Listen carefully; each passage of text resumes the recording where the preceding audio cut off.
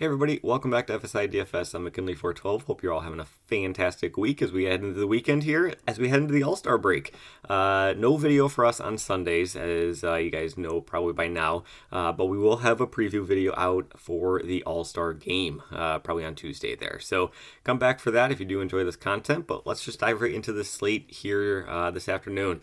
11 games, and it's a lot of rain that we have to be paying attention to. Unfortunately, there's going to be delays in probably a couple of these games, which really impacts the pitching.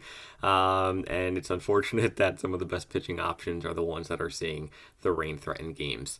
But let's just dive right into it. The rain threats that we have to be paying attention to are in Detroit, in New York, in Boston, in Cleveland, in Washington. I think those are all of them that we're monitoring. Yeah, Boston doesn't say it, but there is a little bit of threat in Boston. So almost half the games on this slate are going to have some weather concerns going on with them. But let's just start it off. Gausman, Cole, Baxton, the big three. All three of them are in games that are have some rain threats to them. Paxton is looking the best in Boston in terms of weather, and it kind of bumps Paxton up to the top of the list for me. I do have him as probably my favorite pitcher here, going up against Oakland. Now, Oakland's offense hasn't been as bad as they were at the start of the season. They've started gaining some traction here, but Paxton brings a great floor. He's got a solid strikeout rate. He goes super deep into games. He went 110 pitches last start. Is it concerning? You're always a little bit concerned when a pitcher hits 110 pitches and beyond there. But he had 106 in Cleveland, and then, on 6 days rest, he got, 98 and 26 DK points. You can see he hasn't pitched since, June. It's July 8th, so he's even had more of an extended rest. It's not like he's going on 5 days rest here after 110 pitches. So I do think that he's fine with that. And going up against Oakland at 10.5K, 1,000 cheaper than Gausman, better weather, solid matchup, great floor. I think he's going to be my SP1 in cash games here if that weather looks like it's going to be shaking off. I do have Gausman ahead of Cole. Cole's just kind of been iffy. I don't know. As of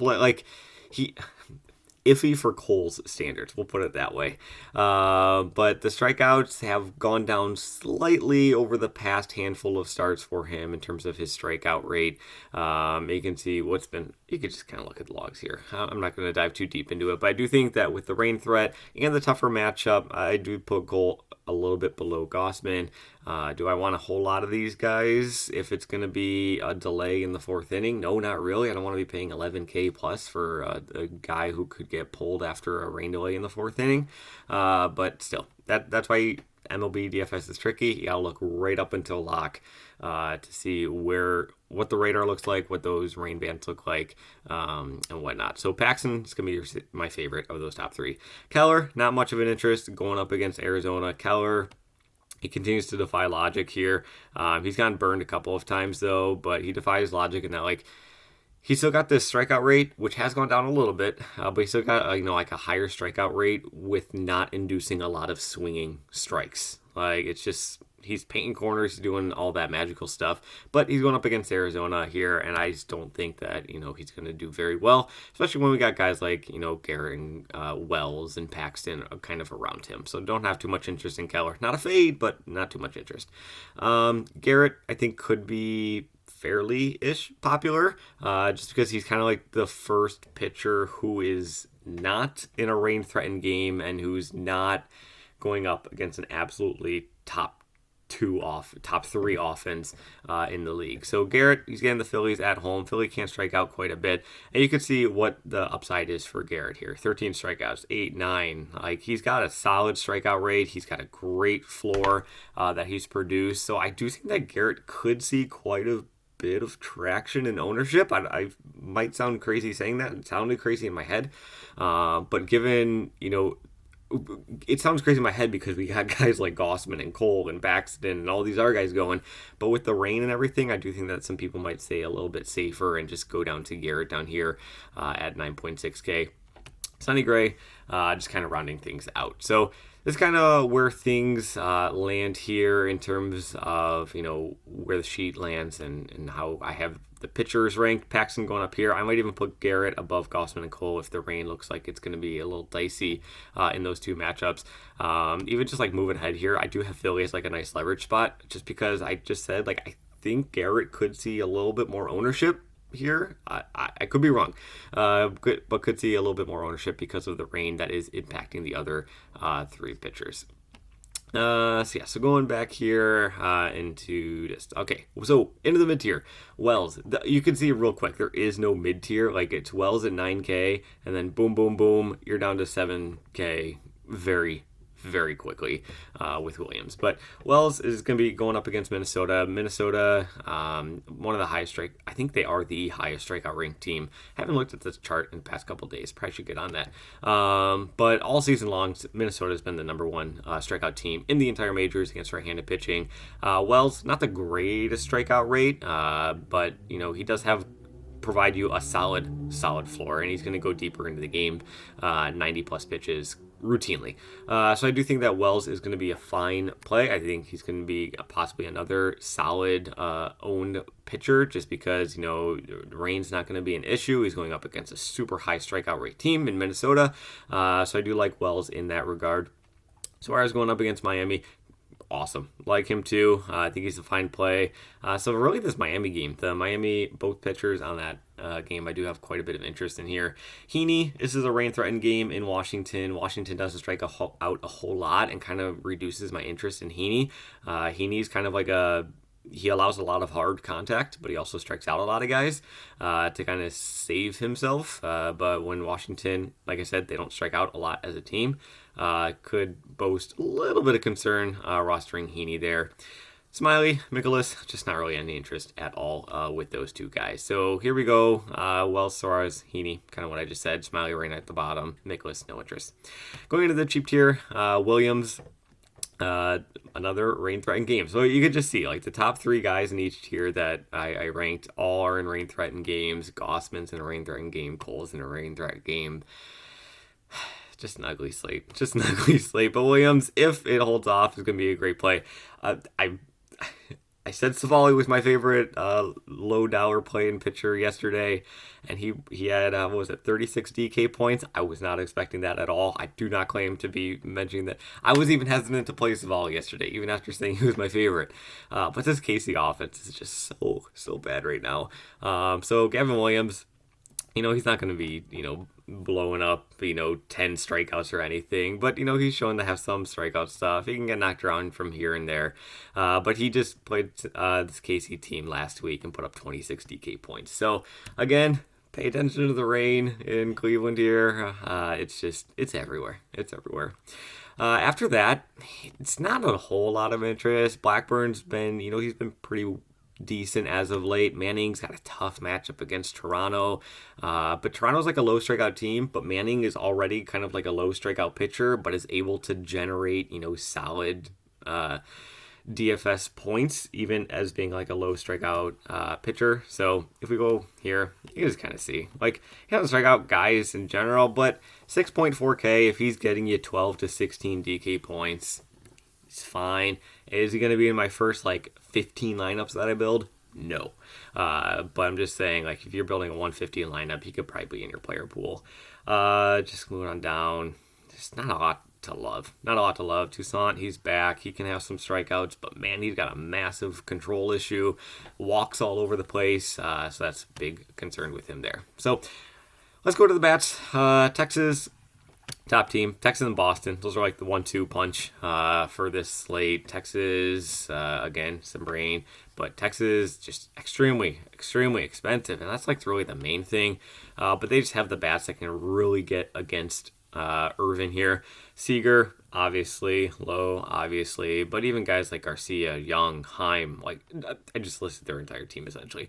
But all these guys are going to be in play. Lefty, righty, it doesn't match up. Just pay attention to the rain. And historically, Washington, their grounds crew, or whoever calls the game and says they're going to postpone it, has been notoriously bad for, they will postpone a game when it looks like it's probably fine and they can play it. So that's just one really big hesitation there. But Boston, They're going to be probably a much higher owned team going up against Blackburn, who has been fine, but then he gets but then they get the Oakland bullpen behind them. I had Duran listed here. Duran at 3.5K. He should be massively owned. This is going to be your like chalk value play to kind of open up some salary if you do need to go there. Should be leading off. Nice lefty righty matchup. But yeah, Duran 3.5K. He's going to be the guy that you're going to want to be paying attention to. He is blistering hot, as you can see. Past 10 games, he's hitting almost 500, averaging 10 DK points to go along with it, and he has some stolen base upside there as well. So Duran should be in cash games the first bat that you put into your lineups. So after Texas and Boston, also, like the rest of Boston, very affordable. Not a single guy above 5K. So really, I mean, if you want to throw in Devers, if you want to throw in Turner, who has nice numbers in there as well, even if you don't want to go Turner, Casas should be in at first base or as a DH, 2.6K. He could be some nice value for you as well. But Texas, Boston kind of really leading the charge. Milwaukee is actually third on my rankings here in terms of bats going up against Weaver. It's Milwaukee, I don't know, they just don't instill much confidence in me in terms of bats. Like they're a team that doesn't really, scare me too much. But they're very affordable, and they're going up against Weaver. Weaver allows a lot of hard contact, and really that's what we're looking for. We're looking for pitchers that allow a lot of line drives, a lot of hard contact, and he kind of checks all the boxes there. So guys like Adames and Contreras. Contreras could be a very intriguing option, I think, in my opinion. Yelich, obviously, with the lefty-righty matchup at 5K. Let me see. I'm trying to think, like, who are the guys I had in the outfield? Like, outfield could get bunched really quickly. Because, if you're looking for some of the Boston outfielders as well, Yoshida, Duvall, Verdugo, he's the lefty, trying to throw in Yelich in there as well. It can get packed pretty quickly. Well, I was going to go. I love Milwaukee, love Boston, love Texas. Going into the GPP, St. Louis is going to be my favorite team. Going up against Toussaint. Already mentioned that, he's a very high, control issue pitcher. He can have some strikeouts here and there, but still not a guy that I'm super thrilled or super scared about at all. And the St. Louis team, they can break the slates. We've seen it time and again. I've mentioned it in previous videos, like they are a team where it seems like they do nothing for you and you want to rip your hair out, but then they're a team that can also go out and score 10 runs and you're like, oh yeah, that doesn't surprise me. They got guys like Goldschmidt and Arenado and Gorman and Donovan and Carlson, like DeYoung, like it's not surprising at all. But because they've, provided so many struggles to so many of us so far this season, I do think that they're probably going to go a little bit under-owned. But yeah, they're going to have some nice bats in here that should be very cheap, should be very affordable. Brendan Donovan, he's been hitting very well over his past 10 games. Like you can see, he's almost hitting 400 over his past 10 games. Going to be batting high in the lineup. Nice lefty-righty matchup. Even if you just want to do a one-off of Donovan, I wouldn't, fault you by any means. He's going to be another cheap option for you if you do want to go there. But yeah, St. Louis, just jam them all in. I think that they're going to be my favorite, full stack on the entire slate. Cincinnati's always fun. Arizona, just always fun as well. And Arizona could be another intriguing play just because of the matchup going up against Keller here. There we go. Yep, going up against Keller.